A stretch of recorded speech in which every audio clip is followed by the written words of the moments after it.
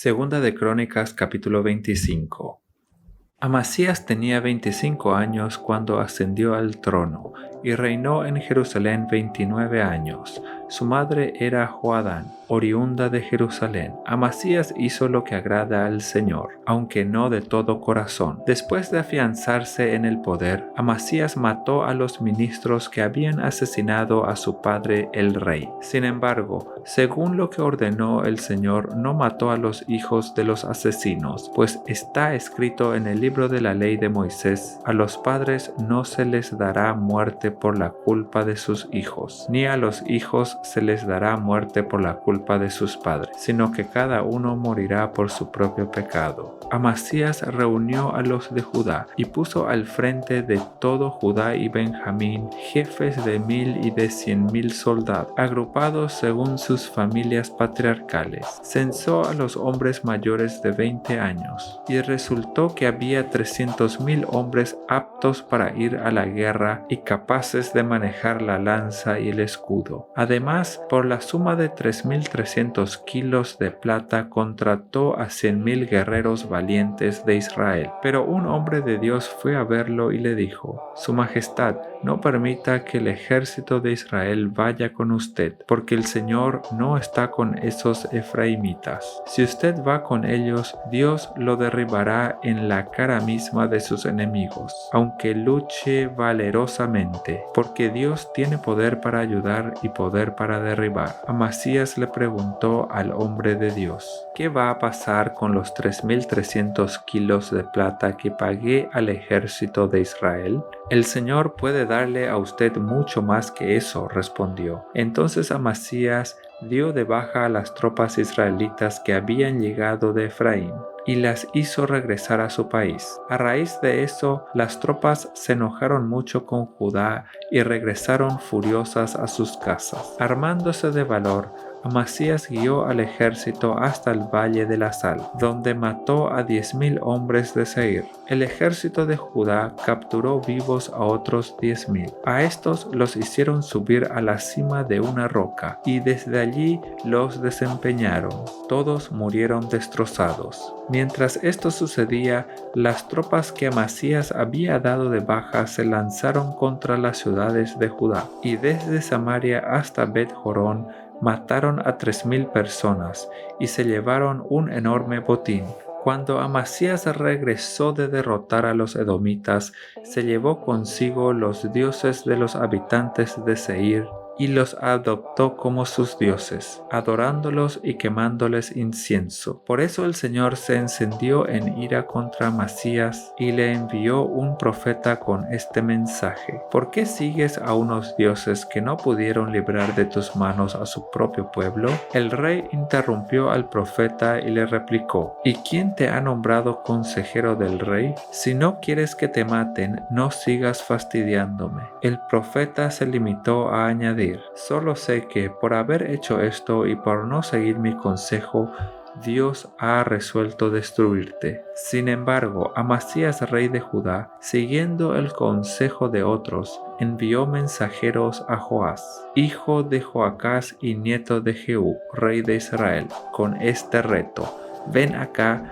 para que nos enfrentemos. Pero Joás, rey de Israel, le respondió a Amasías, rey de Judá: El cardo del Líbano le mandó este mensaje al cedro: Entrega a tu hija como esposa a mi hijo. Pero luego pasaron por allí las fieras del Líbano y aplastaron el cardo. Tú te jactas de haber derrotado a los edomitas. El éxito se te ha subido a la cabeza. Está bien, jáctate si quieres, pero quédate en casa. ¿Para qué provocas una desgracia que significará tu perdición y la de Judá? Como estaba en los planes de Dios entregar a Amasías en poder del enemigo por haber seguido a los dioses de Edom, Amasías no le hizo caso a Joás. Entonces Joás, rey de Israel, marchó a Bet-Semes, que está en Judá, para enfrentarse con él. Los israelitas batieron a los de Judá y estos huyeron a sus hogares. En Bet-Semes, Joás, rey de Israel,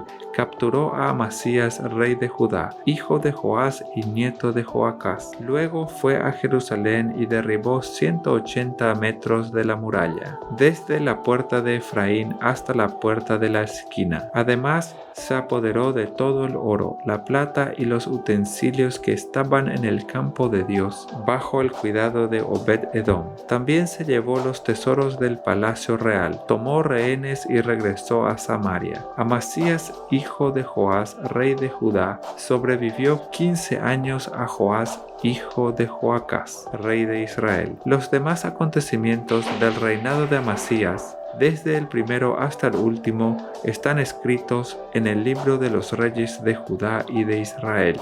Desde el momento en que Amasías abandonó al Señor, se tramó una conspiración contra él en Jerusalén. Entonces Amasías huyó a Laquis, pero lo persiguieron y allí lo mataron. Luego lo llevaron a caballo hasta la capital de Judá, donde fue sepultado con sus antepasados.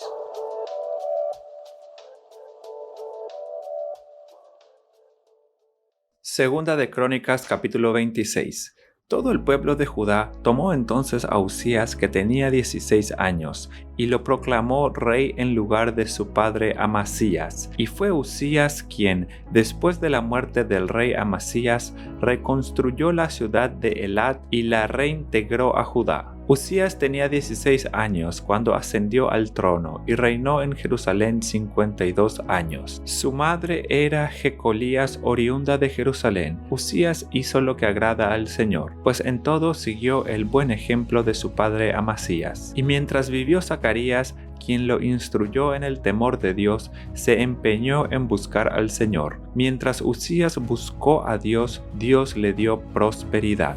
Usías marchó contra los filisteos y destruyó los muros de Gat, Jabnia y Asdod. Además, construyó ciudades en la región de Asdod, entre los filisteos. Dios lo ayudó en su guerra contra los filisteos, contra los árabes que vivían en Gur-Baal y contra los meunitas. Los amonitas fueron tributarios de Usías, y este llegó a tener tanto poder que su fama se difundió hasta la frontera de Egipto. Usías también construyó y fortificó torres en Jerusalén, sobre las puertas de la esquina y del valle, y en el ángulo del muro. Asimismo, construyó torres en el desierto y cavó un gran número de pozos, pues tenía mucho ganado en la llanura y en la meseta. Tenía también labradores y viñadores, que trabajaban en las montañas y en los valles, pues era un amante de la agricultura. Usías contaba con un ejército que salía a la guerra por escuadrones. De acuerdo con el censo hecho por el cronista Geyer y por el oficial Masaías, bajo la dirección de Hananías, funcionario del rey, el total de los jefes de familia era de 2.600, todos ellos guerreros valientes. Bajo el mando de estos había un ejército bien entrenado,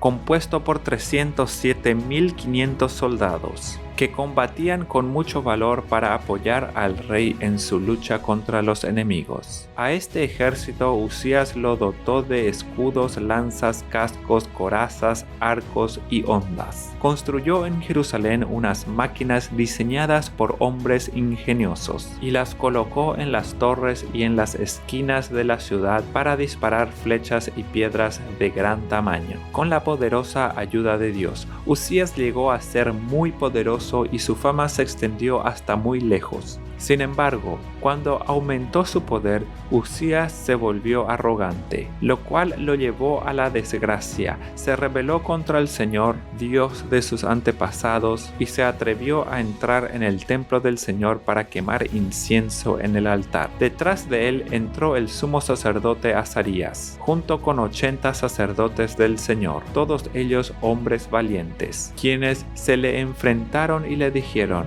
«No corresponde a su majestad potestad quemar el incienso al Señor. Esta es función de los sacerdotes descendientes de Aarón, pues son ellos los que están consagrados para quemar el incienso. Salga usted ahora mismo del santuario, pues ha pecado, y así Dios el Señor no va a honrarlo. Esto enfureció a Uzías, quien tenía en la mano un incensario listo para ofrecer el incienso. Pero en ese mismo instante, allí en el templo del Señor, junto al altar del incienso y delante de los sacerdotes, la frente se le cubrió de lepra. Al ver que Uzías estaba leproso, el sumo sacerdote Azarías y los demás sacerdotes lo expulsaron de allí a toda prisa. Es más, él mismo se apresuró a salir, pues el Señor lo había castigado. El rey Uzías se quedó leproso hasta el día de su muerte. Tuvo que vivir aislado en su casa y le prohibieron entrar en el templo del Señor. Su hijo Jotán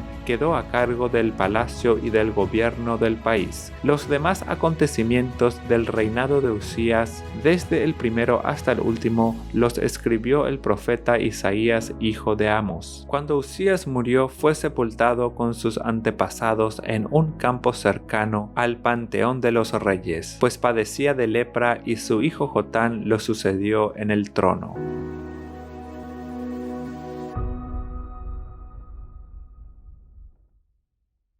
Segunda de Crónicas capítulo 27.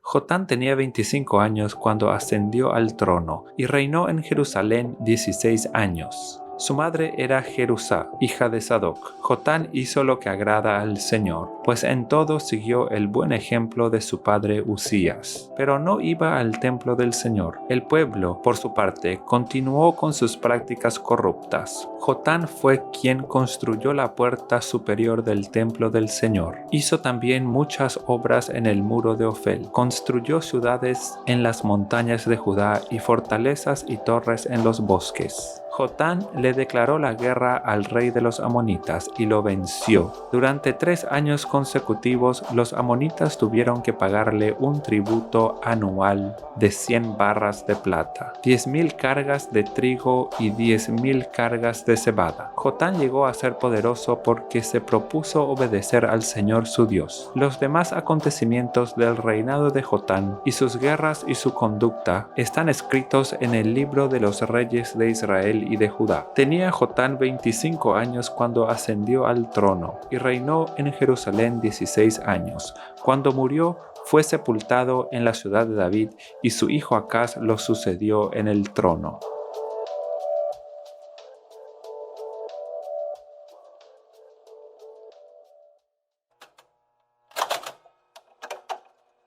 Hebreos capítulo 8.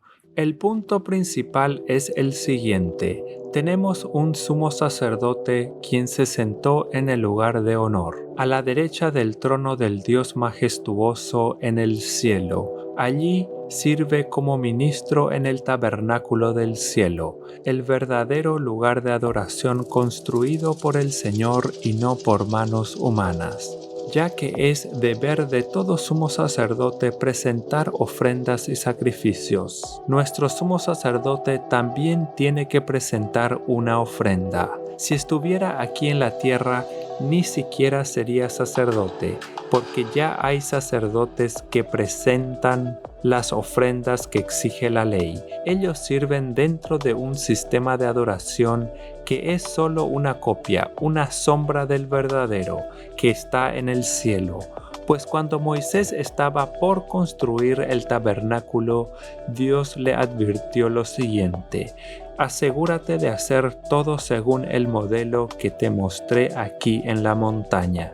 Pero ahora a Jesús, nuestro sumo sacerdote, se le ha dado un ministerio que es muy superior al sacerdocio antiguo, porque Él es mediador a nuestro favor de un mejor pacto con Dios basado en promesas mejores. Si el primer pacto no hubiera tenido defectos, no habría sido necesario reemplazarlo con un segundo pacto. Pero cuando Dios encontró defectos en el pueblo, dijo: se acerca el día, dice el Señor, en que haré un nuevo pacto con el pueblo de Israel y de Judá.